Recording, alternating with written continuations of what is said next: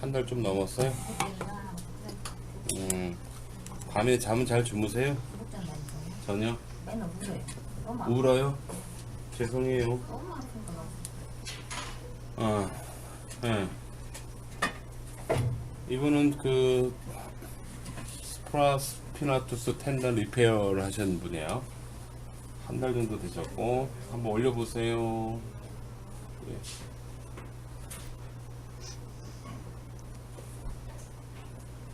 귀 쪽으로 붙여서 기능에 대해서는 내리세요. 내릴 때 아픈가 보시고. 됐어요. 처음에는 안 올라갔는데 예. 자꾸 집에서 하니까 좀 올라가요. 그렇죠. 예.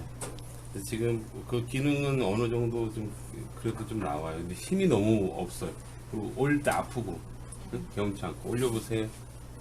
이렇게 못 올라가요. 여기까지. 예, 됐습니다. 일단 이분은 100%라고 봐도 되는데요. 지금 아내가 부어 있어요. 부어서 이렇게 못 움직이는 그런 케이스입니다. 그래서 이럴 때는 제가 뭘 하냐면 여기 목부터 이 팔 있는데 날개뼈, 가슴 앞쪽까지 전체를 제가 전기 한 몇 포인트로 풀어버릴 거예요. 우선 풀어놓고 한번 보겠습니다. 한번 올려보세요. 예. 처음을 뜨끔은 여기가 아프지 네, 않아요? 여기가 그 수술한 것 때문에 그래요. 그거 해결해야 돼. 근데 지금 아까보다는 좀 낫죠? 네. 헐 날 거야 아마. 조금 더 해줘야 되겠다. 앞에까지 마저 하고 나면 훨씬 좋을 거예요. 됐어. 옆으로 한번 올려보시고. 그냥 올리세요. 예, 제가 아까는 뭐 혼자서 못 들었는데. 예, 내리시고요. 한 번만 더 해보실게요. 됐어요. 자, 됐어요. 잠깐만요. 선생님들, 수술. 자, 여러분 안녕하십니까. 방금 보신 환자분은 어깨 수술하신 분이에요. 어깨 수술하신 분이고 지금 제가 잠깐 먼저 말씀드리면 수술은 굉장히 잘 되신 케이스입니다. 근데 보통 수술하고 나면 이 정도는 기본이에요. 이때는 가장 심각한 게 뭐냐면 신중하게 접근해야 되는 게 뭐냐면 아내가 회복되느라고 좀 부어 있어요. 붓게 되면 되게 많이 아픕니다. 그래서 이분이 아까 처음 보셨던 것처럼 이 팔을 특히 옆으로 올릴 때 보세요. 이렇게 잘 안 올라가죠. 그래서 이렇게 안 올라가는 그런 상황이 발생합니다. 그리고 많이 아프고 그렇습니다. 그래서 여러분 지금 수술하고 나서 밤에 계속 아프고 불편하다고 힘들어 하시는 분들 있죠. 너무 염려하지 마세요. 길게 잡아야 6주 정도만 잘 보존하면은 그렇게 아픈 거는 많이 줄어들고요. 그렇습니다. 그 기간 동안에 전문적인 운동을 하시면 됩니다. 먼저 결론 먼저 말씀드리고 이제 너무 안타까워서 말씀드린 거예요. 오늘은 제가 여러분들에게 뭘 좀 설명을 드릴 거냐면요. 교과서적인 병원의 처치법입니다. 아주 중요하다고 생각해요. 왜 그러냐면 옛날하고 다르게 요즘 이제 정보가 많아졌잖아요. 많아지다 보니까 너무 정보가 많아요. 그러니까 이게 옳은지 저게 옳은지 여러분들이 잘 판단할 수가 없습니다. 그렇기 때문에 어떻게 보면은 교과서적으로 병원에서 시행하는 치료 방법 종류들을 여러분들이 실제로 보고 확인을 하시면 아무래도 어깨가 아플 때 여러분들의 치료할 때의 그 가이드라인이 되지 않을까 싶어요. 아마 이 영상을 보시다 보면은 여러분들이 미처 몰랐던 부분까지도 캐치가 될 겁니다. 그래서 시간이 좀 걸릴 거예요. 예, 시간이 좀 영상이 좀 길 겁니다. 그런데 꼼꼼히 다 보세요. 어깨 아프신 분들한테는 분명히 도움이 될 만한 그런 정보가 있을 겁니다. 제가 준비를 좀 해놓은 게 있는데요. 한번 그걸 좀 보도록 하겠습니다. 자, 회전 근개 파열 치료에 대해서 여러분들에게 간단하게 교과서적인 방법에 대해서만 설명을 좀 드려보도록 하겠습니다. 치료법은 여러 가지가 있는데 크게 묶으면 물리치료, 주사, 수술, 수술 후 재활, 이제 순서대로 여러분들이 아플 때 시행하는 순서대로 제가 한번 적어봤습니다. 물리치료 잘 받으시고 주사 잘하고 수술 잘하고 수술 후 재활까지 잘하시면 됩니다. 이 중에 어떤 것든지 여러분들의 몸에 맞게 선택을 할 수 있도록 병원에서 추천을 해 드릴 거예요.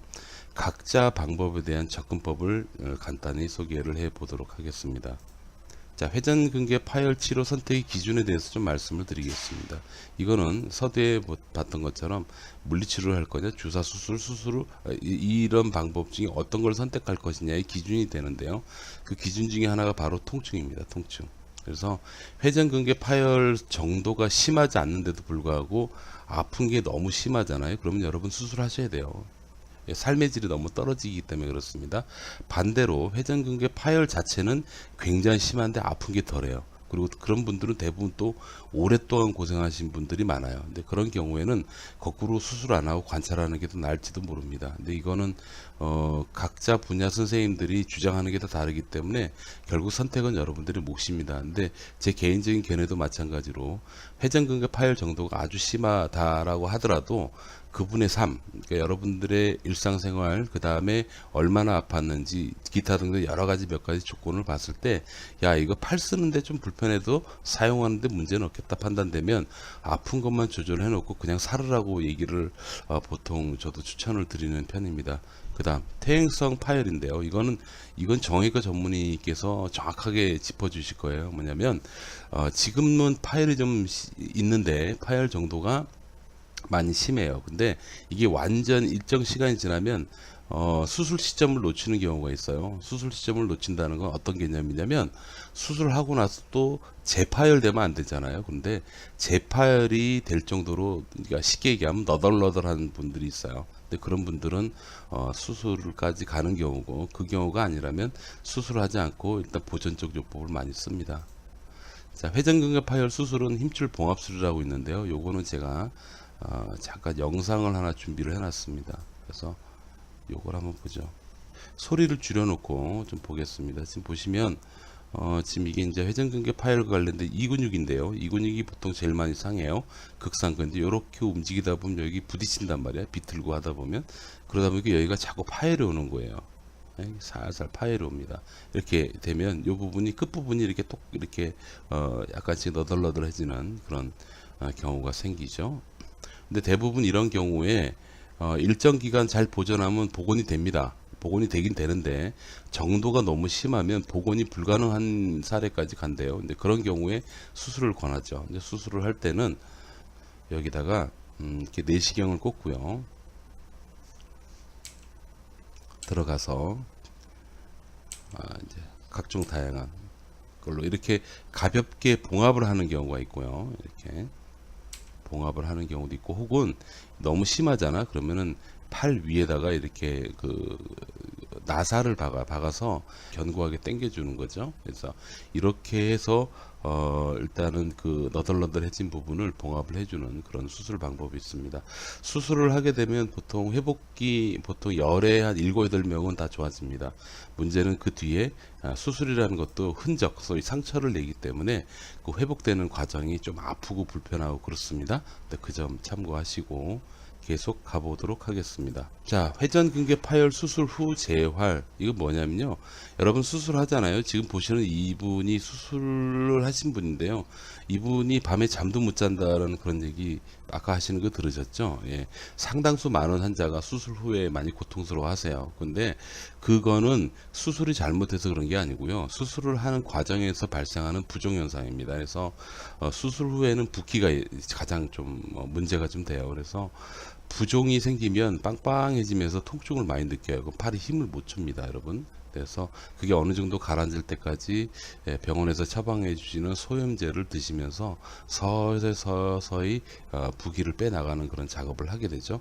그럼에도 불구하고 아프면 이분처럼 되게 힘들어 하시고 밤에 잠도 못 주무시는 거예요. 그래서 통증 조절 를 위해서 부종을 줄여주는 그런 치료. 그 다음에 지금 보시면 이분이 아까 처음에는 잘 못 움직였는데 나중에 이제 지금도 보시면 기분 좋게 웃으시잖아요.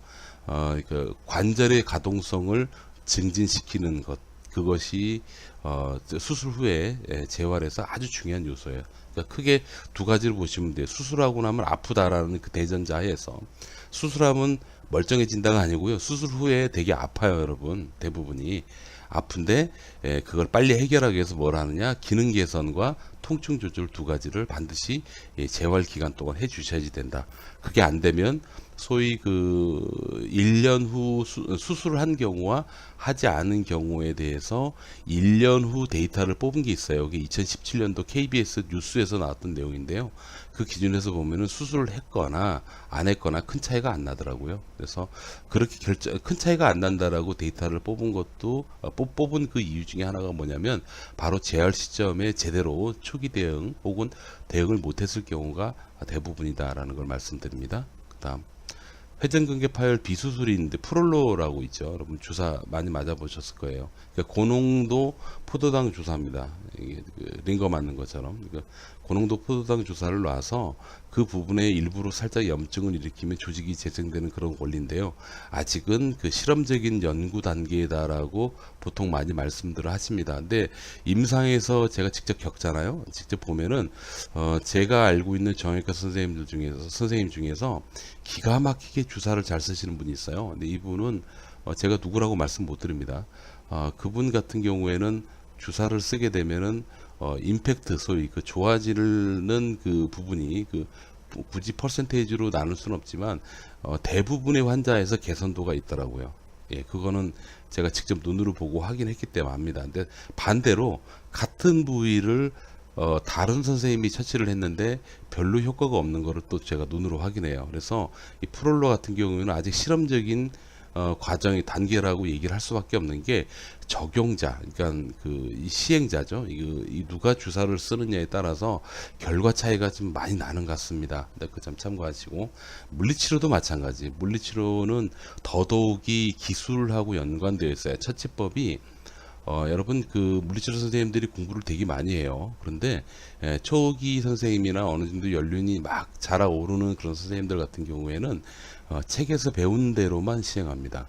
그렇기 때문에 결과가 책대로 나와야 되는데 결과가 책대로 안 나오는 경우가 더 많아요. 왜 그러냐면 같은 질병이라고 하더라도 그 환자의 증상은 다 달라요. 단 한 명도 똑같은 경우가 없어요. 비슷한 경우는 있지만 그렇기 때문에 이거는 정말로 연륜이 많이 필요하고 연륜만 있었어도 안 돼요. 그러니까 굉장히 연륜도 있으면서 상당히 공부를 많이 하신 노련한 물리치료사를 만나셔야지 아마 차이가 날 거예요. 그래서 이 물리치료 역시도 프롤로처럼 적용자에 따라 결과가 달라진다는 거 잊지 마십시오. 그리고 또 하나 아주 수술을 잘하는 병원에 계신 물리치료사가 아주 좋은 물리치료를 한다라고 생각을 안 하시면 좋을 것 같아요. 대부분은 좋은 병원에는 좋은 물리치료사가 있습니다만은 실제로 안 그런 병원도 꽤 많습니다. 그래서 좋은 물리치료, 좋은 프롤로, 좋은 수술에 대해서 잠시 뒤에 제가 말씀드릴 텐데 그 기준대로 여러분들은 병원을 갈아타셔야 돼요. 그 다음 기능 운동 치료라고 있는데 이게 관절 기능 개선이 되질 않으면 무진장 힘들어요. 그러니까 관절이 굳으면 여전히 아플 수밖에 없거든요. 그래서 물리치료를 할 때 통증과 기능 두 가지를 반드시 잡으셔야 됩니다. 그 점 참고하시고요. 자, 여기 바로 써놨죠. 물리치료의 목적은 통증 조절과 기능 개선에 있다라고 써 있습니다. 이 두 가지 중에 단 하나도 놓치시면 안 돼요. 그러니까 아픈 것도 조절이 되면서 기능 개선도 되셔야지 된다라는 점 잊지 마십시오. 둘 중에 하나라도 놓치잖아. 그리고 또 일정 기간 동안 열심히 물리치료를 했는데도 아픈 게 조절이 안 돼. 혹은 기능 자체가 그러니까 팔이 안 올라가. 이 두 가지 중에 하나라도 있다면 그럼 여러분 병원 과감하게 갈아타셔야 됩니다. 왜? 어깨 같은 경우에는요, 치료를 시작하면 할 때부터 점진적인 개선이 돼요. 즉각적인 통증 개선. 통증이 확 줄어요. 통증이 줄고, 그 다음에 점진적으로 개선이 돼야 됩니다. 아주 중요한 거죠. 그 다음, 기능도 마찬가지로 즉각적으로 기능 개선돼야 되고요. 그 다음, 점진적으로 개선이 유지가 되어야지 됩니다. 자, 여기서 중요한 얘기 하나 해볼까요? 회전근개 파열 무조건 수술해야지 되나? 이거는 제가 정형외과 의사가 아니기 때문에 객관적 자료죠. 그러니까 보통 지금 주변에서 나오는 얘기들, 전문의 선생님들 통해서 나오는 얘기들, 그 다음 임상에서 직접 환자를 만났을 때 그 결과치에 대한 경험들, 뭐 그런 것들을 근거로 한번 설명을 들어보면 이런 생각이 들더라고요. 나이 먹으면 누구나 퇴행성 변화는 옵니다. 예. 그러니까 나이를 먹으면 누구나 다 달아요. 힘줄도 닳습니다. 퇴행성 변화로 약간씩 파열이 오게 돼 있어요. 이런 경우에는 생활하는데 큰 불편함이 없거든요. 예. 그 불편함이 없으면 그냥 굳이 할 필요는 있나 라는 생각이 들어요. 왜냐하면 칼을 대는 순간 후처치를 복잡하게 해야 돼요. 그러니까 차라리 칼을 안 대고 조금 불편한 상태로 사는 게 낫고, 그 기간 동안에 도중에 뭐 많이 아프고 그러잖아요. 그럼 그때는 병원에 가셔서 아픈 것만 조절해 주는 거지. 그리고 힘줄 손상된 부위 외적으로 다른 근육들 제가 하나 보여드릴게요. 보통 힘줄 파열은 이게 많이 됩니다. 여기 딱 이렇게 까서 보면 확대해 볼게요. 여기 있다. 요게 제일 많이 파열 오거든요. 삼각건도 끊어보면 이거, 그 다음에 볼사 빼고 끊어보면 이게 제일 많이 손상 온단 말이에요. 여기가, 이게 이뼈하고 이뼈 사이 여기가 터널 같이 생겼어요. 이 터널 안에 이렇게 보시면 근육이 싹싹 지어보면 이렇게 주행하고 있잖아요. 기차가 터널을 들어가서 주행하죠. 이 부분이 잘 부딪히는 거예요. 많이 쓰고. 예, 그렇습니다. 그렇기 때문에 얘를 수술을 하는 건데, 중요한 건 뭐냐면 수술을 안 한 경우에 이게 비록 파열이 됐다 하더라도 다른 근육들이 있어요, 여러분.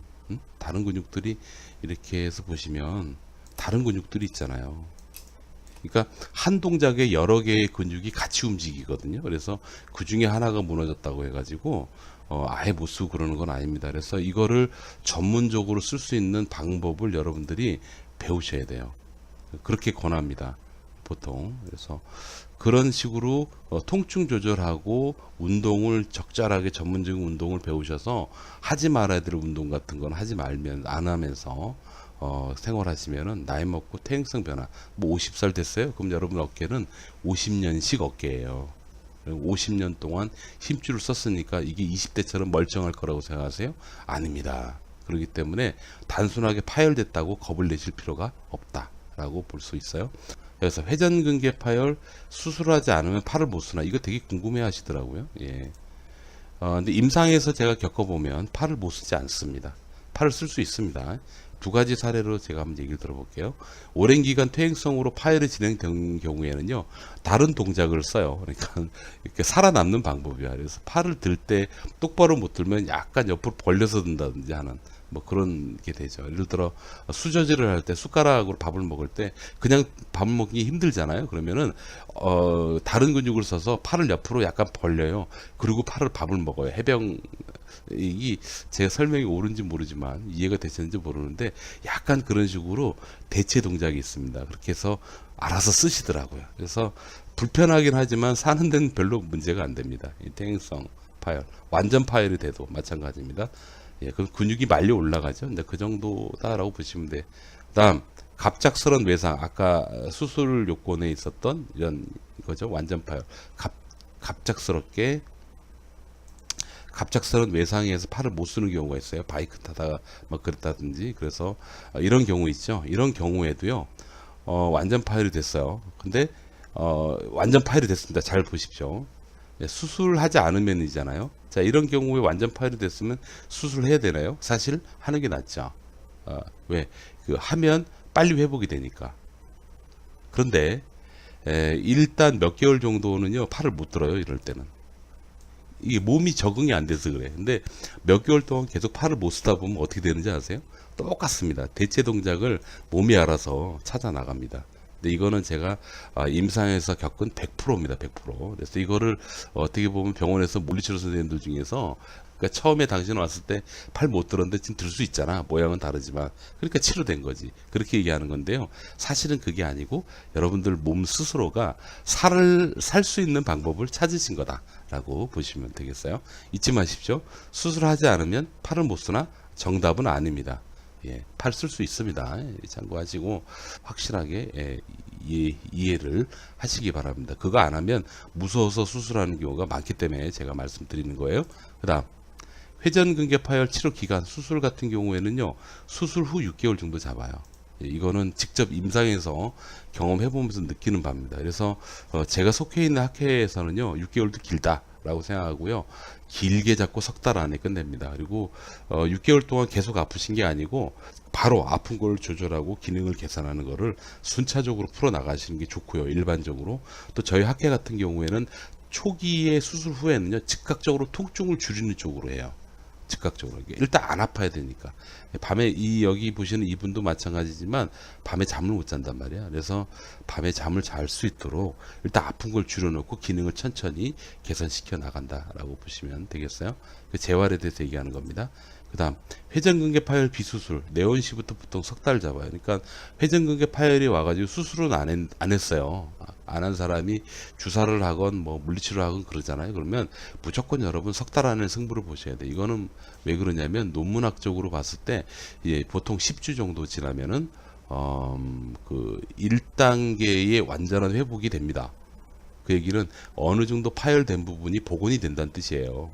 그리고 이 10주 정도 그 기간을 반복해서 한 1년 정도 지나면 아주 튼튼해져요. 근데 그 튼튼한 정도가 다치기 전, 아프기 전보다는 85% 전후 정도의 힘을 쓸 수 있습니다. 그거 좀 참고하십시오. 그래서 가장 기초가 되는 게 뭐냐면 10주. 그래서 넉넉 잡고 3개월이니까 3, 4, 12, 12, 13주 정도를 잡고 그 안에 비수술적 요법으로는 여러분들이 좋아지셔야 돼요. 한마디로 치료 요이 땅 하잖아요. 요이 땅 하는 그 순간부터 아무리 길어야 석 달을 넘기면 별로 효과가 없는 치료다. 그럼 갈아타셔야죠. 자, 여기서 한 번쯤 비교해 볼까요? 이 3개월 안에 여러분들이 아픈 것도 조절이 안 되고 그 다음에 기능, 팔도 잘 못 써. 그러면 빨리 병원 갈아타셔야 된다는 얘기가 되는 거예요. 그러니까 석 달 정도 치료를 했는데도 불구하고 팔도 아프고 수술을 아프고 팔도 안 움직여. 그러면은 그 가신 그 병원에서 수술까지 하는 병원이면 거기선 여러분들에게 이렇게 얘기하겠죠. 야, 이거 그 수술 안 하고 한 버텨보려고 그랬는데 안 되니까 수술하는 수밖에 없겠는데 알아서 선택하세요 라고 얘기를 할 수가 있고요. 수술하지 않는 병원만 계속 돌아다니신다면 여러분들이 아픈 걸 조절하고 기능을 개선할 수 있는 병원으로 가서 치료를 하게 되면 굳이 수술하지 않고도 얼마든지 조절을 할 수가 있다 라고 말씀드려요. 다음, 회전근개 파열에 대한 개인적인 의견입니다. 누구나 나이는 먹고 퇴행성 변화는 옵니다. 불편하긴 해도 생활하는데 큰 불편함이 없다면 수술하지 않고 비수술적 방법과 꾸준한 강화 운동을 정말 적극적으로 권해드립니다.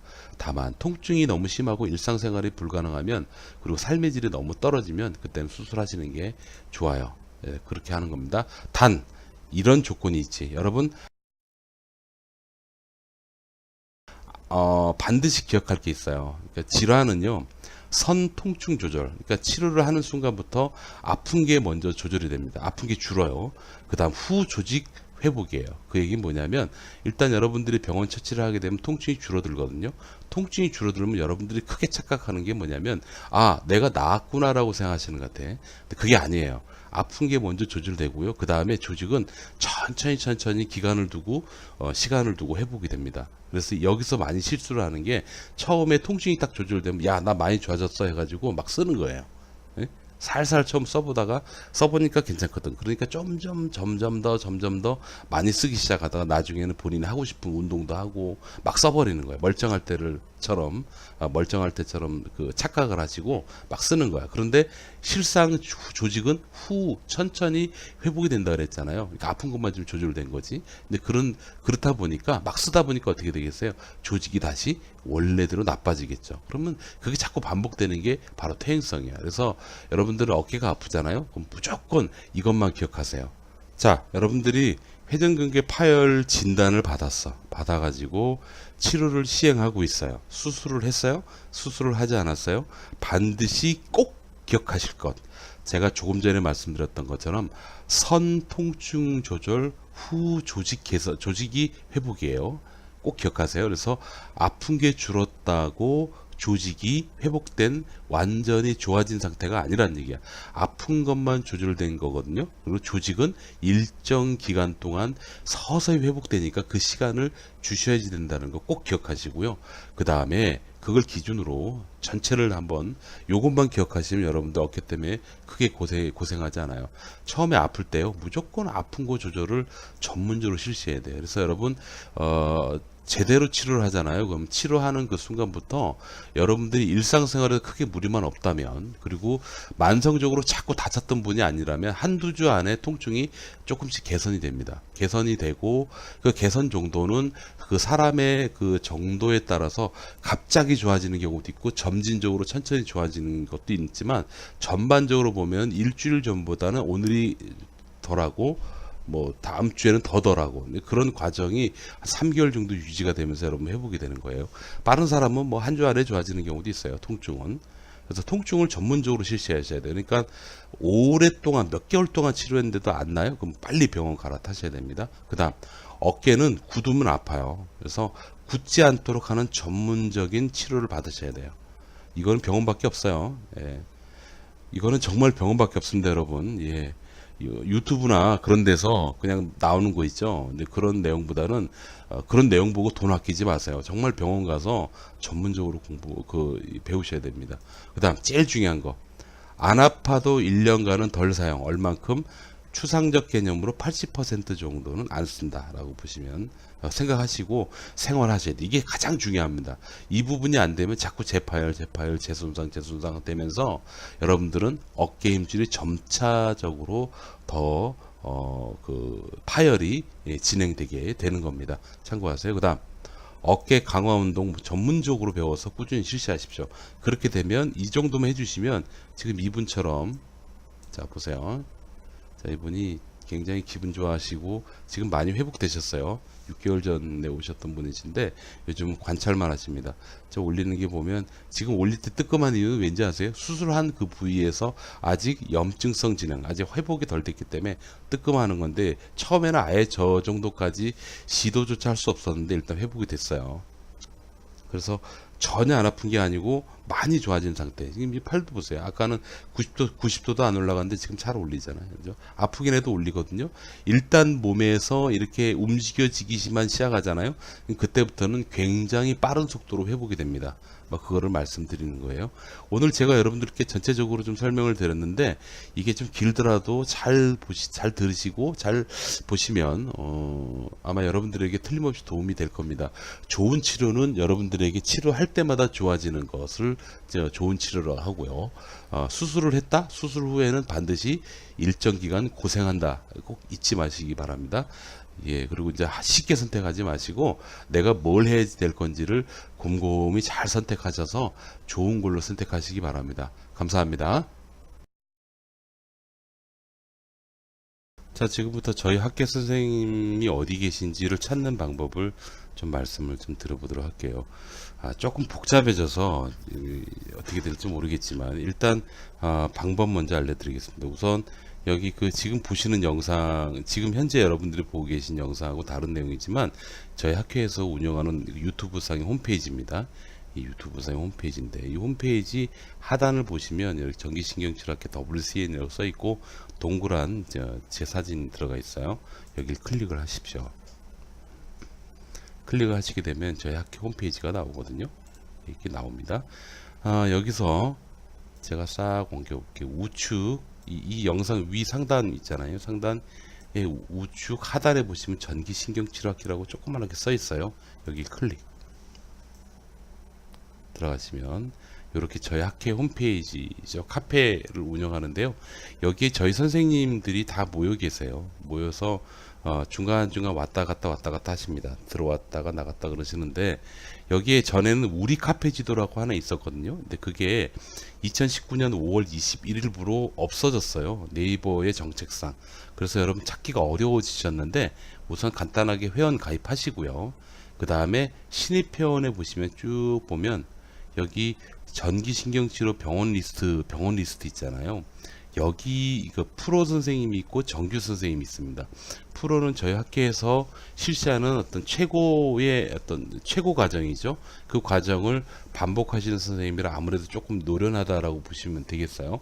그래서 여기에 들어가셔가지고 밑에 보시면은 이제 제목 내용 있잖아요. 여기다가 여러분들이 계신 데가 만약에 인천이면 인천 이렇게 치는 거예요. 그럼 이렇게 병원이 나옵니다. 그럼 서울 이렇게 치는 거죠. 이렇게 나오거든요.